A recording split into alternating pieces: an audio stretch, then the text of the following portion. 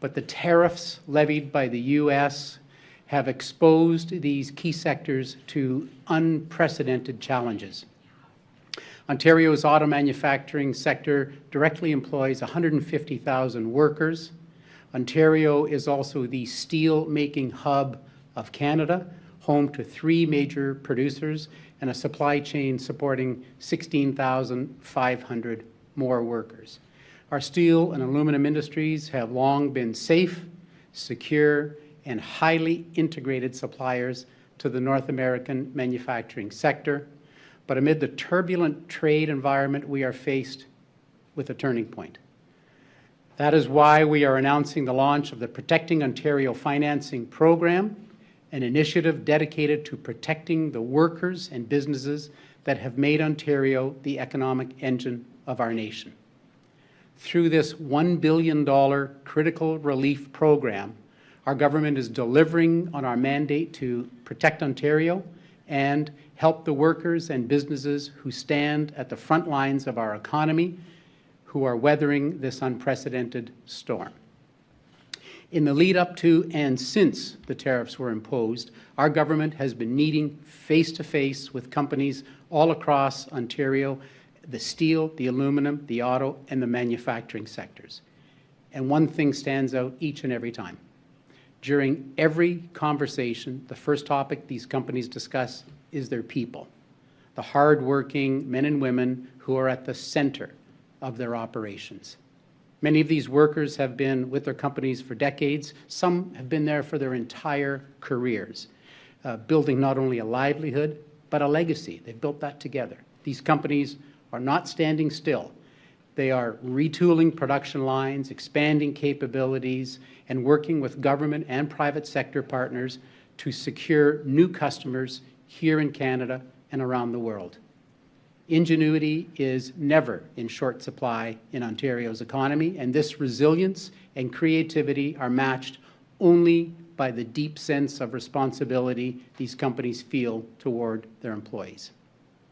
While we can't control the unrelenting determination with which President Trump is pursuing these tariffs, our government can and will continue to stand firm in our unyielding commitment to our workers and our economy. The launch of this $1 billion Protect Ontario financing program builds on the ongoing efforts undertaken this year to support the sectors most heavily impacted.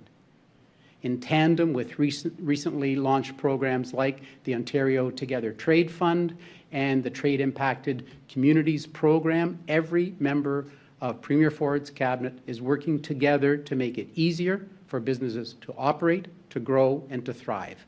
Now, these measures are designed not only to help workers weather the storm, but to position them for long-term success because their paychecks and their livelihoods are depending on it. The fact of the matter remains simple. Tariffs on Canadian imports do not create more U.S. jobs. They disrupt industries, they drive up costs, and they're putting a shared competitiveness at risk. Ontario and the United States, we don't just trade together, we build together. And many of our key strategic sectors like aluminum, steel, auto, they form deeply integrated cross-border supply chains, employing millions of workers on both sides of the border, which is why, under the leadership of Premier Ford, we will continue working to protect these workers against the unfair and unwarranted use of Section 232 tariffs and safeguard Ontario's ingenuity for generations to come. Now, please join in welcoming Minister Bethlenfalvy to the podium. He's going to speak on the specifics of this new program. Well, thank you, Minister Fedeli, and thank you. I know you've been crisscrossing the world selling Canada and Ontario, and you're doing a phenomenal job on that. So thank you for your friendship and your partnership day in, day out for all Ontarian workers and businesses. And good morning, everyone. Thank you for joining us today. When I released the 2025 Ontario budget a few months ago, I was clear that our government is delivering on our mandate to protect Ontario. Clear that no matter what, we would protect our workers and businesses from the impacts of U.S. tariffs. We have already taken historic action to provide our economy with over $30 billion in relief, including $11 billion in direct support for workers and businesses. While this is already making a difference, we need to give our most impacted businesses certainty.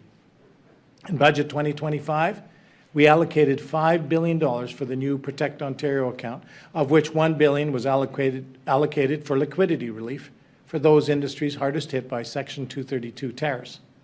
So today, I'm joined by Minister Fedeli to announce we are launching this next pillar in our plan, the Protect Ontario Financing Program. This new program will provide Ontario-based companies in the steel, aluminum, and auto sectors, some of the hardest hit by U.S. tariffs, with up to $1 billion in funding support, and will provide some much-needed relief for Ontario businesses who are facing working capital challenges as a result of tariffs, including payroll, lease, and utility payments. Our government is committing $1 billion in emergency loans to be delivered through the new Protect Ontario Financing Program, which will serve as a key part of our plan to not only keep workers on the job in sectors impacted by tariffs, but to also help us build a more resilient and self-reliant economy that future generations of Ontarians can count on. This program is specifically designed to address businesses impacted by Section 232 tariffs only after they've exhausted all federal tariff support programs. It will be used to support those who are forced to scale back hiring, defer investments, and deal with shrinking margins. And thanks to our government's due diligence in designing this program, we have made sure to build in preventative measures designed to protect the Ontario taxpayer.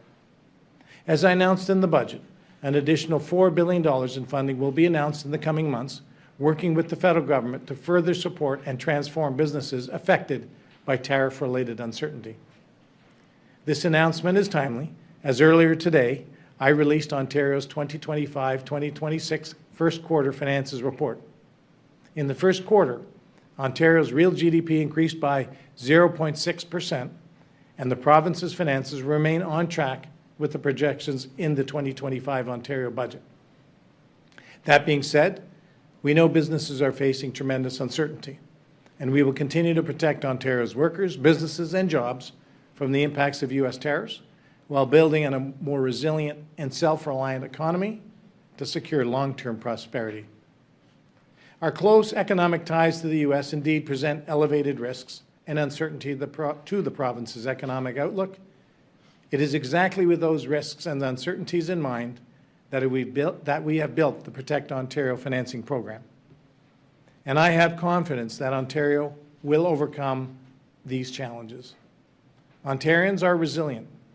We have gone through tough times before, and we will get through tough times again together. So thank you, and with that, we'd be very pleased to take some questions. Minister, if you could, just to further explain the eligibility and what businesses need to do to try and qualify for this. No doubt there's going to be more than a few that are looking for some of this protection. Sure, I'll ask Minister Fedeli to maybe cover some of the things that I may glossed over, but you know, the type of businesses, they have to be impacted by Section 232. They're like steel companies with the 50% tariff. Minimum of 10 employees, a minimum of $2 million in annual revenue. These will be loans from anywhere between $250,000 to $40 million. So think about it as providing a bridging, a liquidity to kind of stay in business, help keep workers on the job, so that that gives them an opportunity to pivot to the new world, whatever that new world is. But it's going to be different markets. The way we've dealt with U.S. trade is going to be different. We're hoping for the best in terms of landing a deal, but we want to make sure we get a good deal. And in the interim, we're going to support these businesses. Vic, do you want to add? I would add a couple of things. We have already, of course, launched the first phase with the $11 billion, $9 billion in tax relief, $2 billion in WSIB checks. The second phase that these small and medium enterprises can be part of is the Ontario Together Trade Fund. It's a $50 million fund that companies themselves can go online and apply. The application is open now. So this is to help them pivot from making the products they're making today. The Premier has said he wants every nut, every bolt, everything possible that we can make in Ontario to be made in Ontario. So that fund is there. There's the Trade Impacted Community Program that helps municipalities and economic development offices help their businesses in their community, the businesses they know so well, to be able to pivot as well. So that's another $40 million. And then this program, as Peter said, as Minister Bethlenfalvy said, $250,000 to $40 million. There are programs over $40 million for the even larger companies as well. But this is really to help them with their day-to-day liquidity, rent, salaries, and so forth. So there's a stream of programs for them. What's the third-party financial company that's going to be handling this? I mean, I know during COVID there was a lot of fraud, as we remember. Someone went to jail for it, stealing COVID relief funds. Is this third-party company, like, is it a bank? How's that going to work to make sure that such fraud doesn't happen? No, we're going to work with just top-rate consulting firms who are strong in risk management, in fraud protection, being able to adjudicate these types of facilities who have that experience. So it's a short runway in terms of procurement. And we're confident we learned a lot of things in COVID. The Auditor General pointed out some things. You always like to look at what went well and what you could do better. So I think we've incorporated a lot of those lessons learned. Who is it? Have you identified the... No, we're not at the point to be able to disclose that. How long will it take? Well, we're talking days and weeks. We're not talking months. How long do you expect the money to actually go out once a request has been made? Is it immediate? Is it will it take weeks or months? We're working to get this money out the door. You know, I would highlight that when we announced some of the supports back in the budget, for example, even before the budget, the deferrals, that was up to $9 billion of provincially administered taxes. And I can tell you that money is being used from day one. That started back on April 1st. It still has more time to run.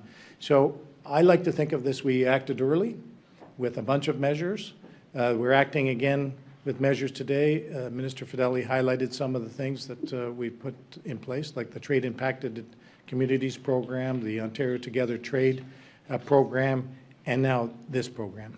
Minister, your government awarded a $140 million hospital construction contract to a U.S.-based company.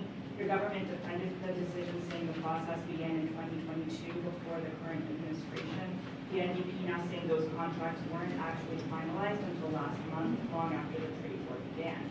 Is it appropriate to give this work to a U.S.-based company, and should this deal proceed? I won't speak to that as I don't have all the details, but I will say this. You know, going forward, we have to rethink the way we procure in this country. We have to abide by all the rules, no question. But I think it's fair to say, as the Premier said, that if we can procure in Ontario and in Canada, as the Prime Minister, Carney, has also indicated, and I think that the future is very much focused on what can we build and manufacture. This is an opportunity for Canada to revitalize industries that, for example, use steel, pipelines, shipbuilding, and so forth. So we see this as an opportunity. What about Minister Fedeli on that too? Because this is Ontario's largest hospital project, and this contract was awarded to a U.S.-based company. Yeah, as you pointed out yourself, the contracts began, and they take years to develop. And so turning back at this point would have been starting back from scratch. So the Premier's been very clear. Every nut, every bolt, everything we can possibly make, we want to reshore, we want to onshore. That's why we're helping with the companies look at making more plate steel, different size plate steel, different thickness of plate steel, so that we can now supply our shipbuilding sector, that we can supply tanks that are being built.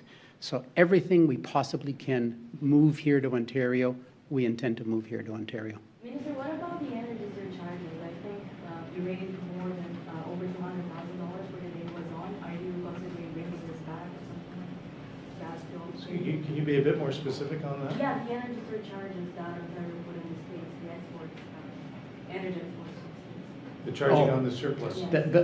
Yeah, the Premier's been very clear that all options are on the table. What can you tell us about your plans for the other $4 billion? Where are your thoughts at this point? So we're working in conjunction with the federal government on a number of programs. As you know, they are in charge of tariffs and the remissions and the money flowing, and they have a number of programs. But we think it's important that we help companies as they transition, pivot from having a secure customer base, for example, in the U.S., which may now be subject to very punitive tariffs. And let's be clear, a tariff is a tax, and it's a consumption tax that is paid by U.S. Consumers. We want to make sure that we can help companies as they pivot to new business models, new customers, maybe longer lead time. So that could mean, as we talked about, shipbuilding in Canada, for our defense industry, advanced manufacturing, new markets in Europe, pipeline building, port building, a range of opportunities here in Canada. We want to help companies make that pivot, and that's where that $4 billion that we're currently working on will be positioned for. So in order for a business to actually get money out of this Protect Ontario account, they would have to go to the federal government first. And you said they would have to exhaust all of those streams of revenue. Have those actually been set up that you guys are aware of? Yes, from our understanding that many of the facilities are being accessed. We've heard from companies that that is the case, but as is the case, we want to be complementary to the federal government. We want to make sure, because those programs are up and running. For example, the lumber program, which they announced, the Strategic Innovation Fund program, which they announced, the large enterprise tariff facility, which they announced. And I do know that a number of those programs, through the BDC, for example, is another, the Business Development Corporation. But I ask you to ask Prime Minister Carney more specifically about where that money is flowing. Minister, can you tell us from A to Z the process for a company that would want to access this provincial money and how much they could get at the end of this process? Yeah, A to Z, okay. The idea is that if you think you qualify, given the parameters that we've laid out, our commitment is to get back to you and get that process going within 5 days, so that you start to actually have the adjudication that's necessary. We want to be timely. We want to be thorough. And finally, we want to be able to give loans anywhere between $250,000 and $40 million. So this will really help a lot of small and medium-sized enterprises that, are facing a lot of uncertainty. Right now, there have been a lot of companies so far not affected by tariffs because of CUSMA. What are you kind of seeing that could be coming in the future? How are you preparing? Well, we try to look around corners a little bit. Sometimes that's a bit difficult with the administration in the U.S. But look, we're supporting the Prime Minister. You've seen Premier Doug Ford play an outsized role in championing not only Ontario but Canada, and playing an active role communicating to the public in the U.S., communicating to the people of Canada how that we have to be resilient, that we have to, whatever is around the corner, that we're prepared. The Premier is going up to Ottawa on Monday to talk further about how we can be more resilient and promote economic activity in Canada. And so we want to make sure that we acted early, we're acting now, we'll continue to act as the circumstances and the environment changes. Do you know how many jobs have been lost so far due to tariffs? Specifically, no. Again, Statistics Canada has, perhaps that's where some of the numbers may be. I do know that we had significant payroll increases in June, but obviously a smaller payroll, in fact, some job losses in Canada that was announced last week, I believe, for July. What we do know is that the economy grew by 0.6% in the first quarter of this year. And that this quarter right now is tougher. What I can say is that I've been through this. I've been in markets. I've seen economies go up and down for a long time. And one thing I've learned is that Ontarians and Canadians are very resilient. This will be the last reporter question. Sorry, for that $4 million, do you anticipate funding major projects, giving money directly to companies that would need other application-based programs? Any idea? Well, obviously, we're working on program design, but I think one of the important principles here is if you're, by force of geography, culture, and language, we're attached to the United States, but our trading relationship, our $370 billion trading relationship is changing. And so we have to adapt. We have to be innovative. And I know that our companies, not just here in Ontario, but across Canada, want to That's why they're in business. They want to support their workers. They want to have customers that they're adding value to. So we're committed to working with them, and we'll have more details in the near future. Minister Fedeli, I have a Bill 5 question for you. We heard a lot about the consultations that will happen about the special economic zones. Now it seems that 5 closed-door sessions have been scheduled, but a lot of chiefs have heard nothing about them or have been told last minute. So why haven't we been made more aware, or why isn't there widespread knowledge amongst the indigenous communities that this is happening? I would say that we intend to fully commit to our duty to consult, and I would say that invitations were indeed sent to all Indigenous communities in Ontario. But why close those door sessions, though? It's consultations taking place with the First Nations, and all First Nations communities were invited. Thank you. That now concludes this press conference. Thank you, everyone. Enjoy the rest of the summer.